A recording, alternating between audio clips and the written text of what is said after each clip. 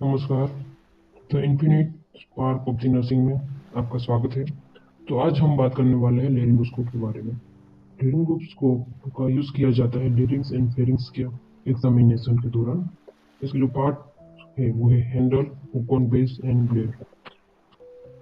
Parts of laryngoscope जैसे कि हम यहाँ देख पा रहे हैं, इसका हैंडल, उसके बाद ब्लेड।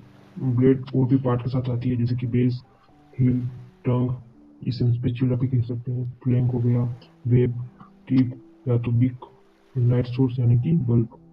उसके बाद आता है हुक ऑन बेस, जो हिंज्ड एंड फोल्डिंग होता है। वो कनेक्शन होता है between the handle and blade का। अब हम यहाँ पर देखें डायरेक्ट लेरिंगोस्कोपी के बारे में। तो direct laryngoscopy uses a tube called a laryngoscope. The instrument is placed in the back of your throat. The tube may be flexible or stiff. This procedure allows the doctor to see deeper in the throat and to remove a foreign object or sample tissue for a biopsy.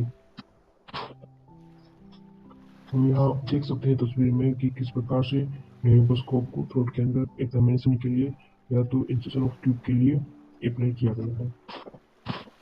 जैसे कि handle के साथ different size adult and पीडिया के लिए available होती है blade की। तो उसमें evaluating children with steroidal and removing foreign object in the throat and larynx, उसमें हम लेरिंगोस्कोप का यूज कर सकते हैं। अभी जैसे कि इमरजेंसी में खास करके इंट्रोट्रेकियल इंट्यूबेशन में लेरिंगोस्कोप का यूज खासकर किया जाता है। और कई केसेस ऐसे होते हैं जैसे insertion of nasogastric tube and transoesophageal cardiac probe के अंदर। अभी कोई फॉरेन बॉडी रिमूवल है खास करके पीटिया के अंदर, तो उसमें भी हम इस्तेमाल कर सकते हैं। अपर एयरवे न्यूजन बायोप्सी हो गया, या तो अपर एयरवे का विजुअलाइजिंग एंड असेसिंग जैसे कि वोकल कोर्ड से लेरिंग्स के, उसके लिए लेरिंगोस्कोप यूज में लिया जा सकता है। अभी हम आफ्टर यूज हम देखें कि इसका क्लीनिंग या स्टेरिलाइजेशन का प्रोसीजर देखें, तो हमें ये देखना होता है कि जो लेरिंगोस्कोप है उसमें बैटरी आती है यानी कि लाइट सोर्स, जिसके लिए एक बल्ब दिया होता है। तो उसके लिए सबसे पहले हम क्लीनिंग से पहले ये ध्यान रखना होता है कि उसकी जो बैटरी है वो रिमूव कर देनी होती है।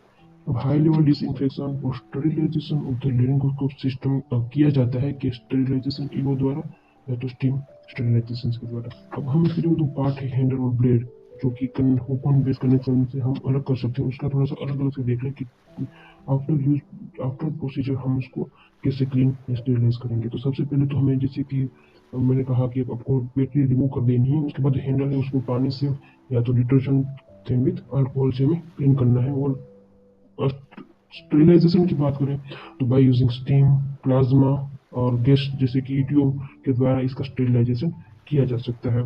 जो ब्लेड है उसको भी सबसे पहले तो हमें पानी से साफ करना है। उसके बाद सॉफ्ट ब्रश का यूज करके एंजाइमेटिक डिटर्जेंट से इसको क्लीन करना है। और उसका स्टेरिलाइजेशन भी ईटीओ, स्टीम, प्लाज्मा या तो लिक्विड केमिकल से किया जा सकता है। हालांकि हॉस्पिटल सेटिंग में हम ब्लेड को लिक्विड केमिकल प्रोसीजर के बाद उसमें रखना प्रीफर करते हैं कि वो भी बोर्ड में अवेलेबल होता है। उसके बाद डिस्पोजेबल कवर्स और हैंडल एंड ब्लेड्स अवेलेबल होता है उसके साथ ही।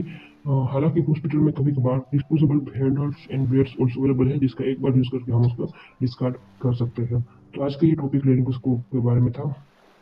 तो अब हम फिर मिलेंगे नेक्स्ट डे न्यू टॉपिक के साथ।